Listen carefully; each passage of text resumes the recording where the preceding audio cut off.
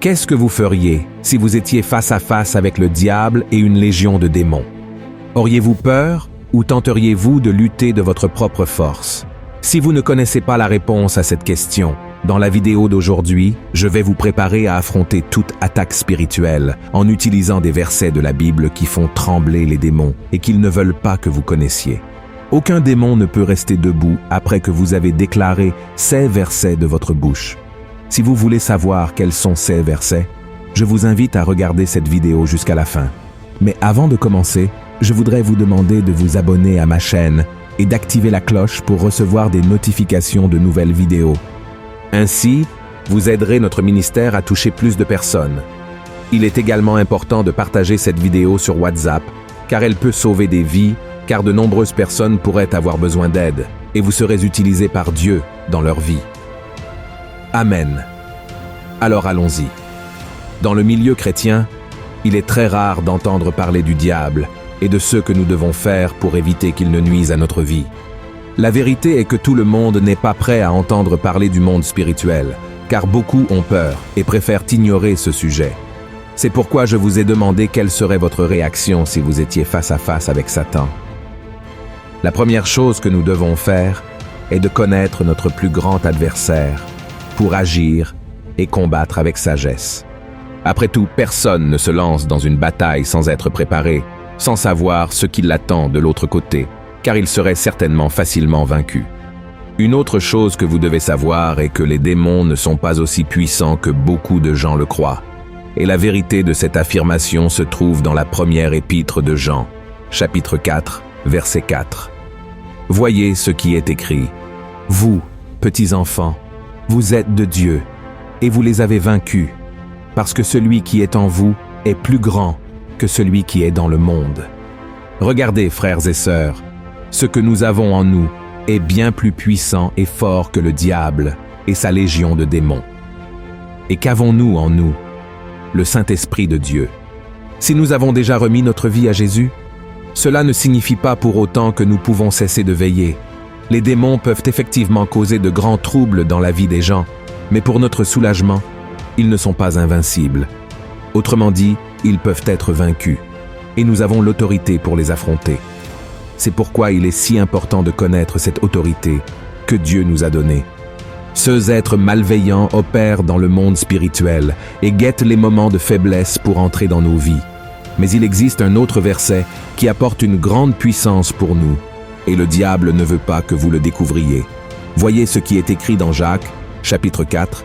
« Soumettez-vous donc à Dieu, résistez au diable, et il fuira loin de vous. » Regardez comme c'est intéressant. Rien qu'en vous basant sur ce verset, vous avez déjà la clé pour résister au diable et le faire fuir bien loin.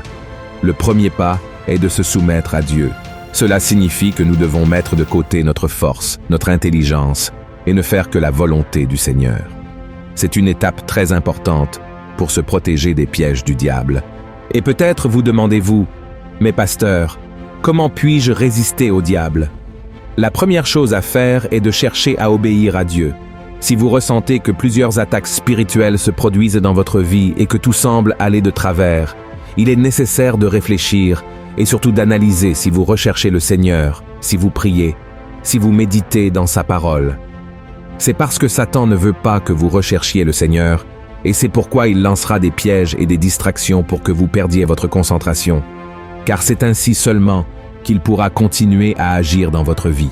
Et quand nous nous éloignons de la présence du Seigneur, nous ouvrons la porte à l'ennemi pour qu'il commence à agir, car nous prêtons l'oreille à nos désirs pécheurs. Frères et sœurs, il y a une rébellion dans notre chair qui nous pousse à désirer davantage les plaisirs du monde que les choses spirituelles. Et en raison de ces distractions du monde, nous ressentons de la paresse pour prier, lire la Bible et même aller à l'église. Cependant, la vérité est que nous devons nourrir notre esprit bien plus que notre chair. Voyez l'avertissement que l'apôtre Paul nous a donné. Ceux, en effet, qui vivent selon la chair, s'affectionnent aux choses de la chair, tandis que ceux qui vivent selon l'esprit s'affectionnent aux choses de l'esprit. Et l'affection de la chair, c'est la mort, tandis que l'affection de l'esprit, c'est la vie et la paix. Regardez comme il est important de ne pas prêter attention aux désirs de notre chair, car en le faisant, nous laisserons place à l'ennemi. Nous ne pouvons pas obéir à Dieu seulement dans certaines parties de nos vies. Dieu désire notre obéissance totale, c'est-à-dire que nous devons constamment chercher Dieu, montrant ainsi au diable que nous sommes dépendants du Seigneur. Nous devons comprendre que notre existence n'est pas le résultat de nos propres efforts, mais plutôt de la permission de Dieu. Vous avez dormi hier soir et vous vous êtes réveillé ce matin non par votre volonté, mais parce que Dieu l'a permis. Et beaucoup de personnes se sont endormies hier soir et ne se sont pas réveillées aujourd'hui. Pourquoi? Parce que nous n'avons pas le contrôle sur ce qui se passera. Et, pour cette raison, nous devons dépendre du Seigneur. Ainsi, frères, l'autorité que Dieu nous accorde sur le mal vient seulement d'une vie de communion avec lui. C'est précisément ce que l'ennemi veut que nous perdions. La Bible raconte que le diable a trompé Ève pour qu'elle goûte du fruit interdit, car il voulait qu'elle s'éloigne de la communion avec Dieu et perde ainsi toute autorité. De la même manière, il ne veut pas que vous connaissiez le pouvoir qui réside en vous. Il y a beaucoup de personnes qui sont déjà avec Dieu, mais l'ennemi obscurcit leur compréhension. Et il y a d'autres qui n'ont pas une vie de communion avec Dieu et sont donc facilement manipulés, subissant de grandes conséquences à cause de cela. Il y a une histoire très intéressante dans la Bible qui prouve que le diable et ses démons ne veulent pas que vous ayez connaissance du pouvoir de l'obéissance à Dieu. Dans le livre des Actes, nous voyons que l'apôtre Paul accomplissait de grands miracles et un certain groupe de personnes voulait faire la même chose. Cependant, Paul était soumis à l'obéissance à Dieu et il avait le pouvoir et l'autorité pour chasser les démons. Mais ce groupe de personnes a ignoré le fait que l'obéissance à Dieu est la clé pour résister au mal. Voyez alors ce qui est arrivé à ceux qui faisaient cela. Ceux qui faisaient cela étaient 7 fils de Séva, juifs, l'un des principaux sacrificateurs. L'esprit malin leur répondit: « Je connais Jésus et je sais qui est Paul. Mais vous, qui êtes-vous » Et l'homme dans lequel était l'esprit malin s'élança sur eux, se rendit maître de tous deux et les maltraita de telle sorte qu'ils s'enfuirent de cette maison nus et blessés. Ces personnes ont tenté d'expulser les démons sans avoir aucune autorité pour le faire, et l'esprit malin lui-même a parlé avec eux, disant qu'il connaissait Jésus et Paul, car tous deux étaient soumis à l'obéissance à Dieu. Parce qu'ils n'avaient pas cette même obéissance, ce groupe a connu de grands problèmes lorsqu'il a été confronté au mal.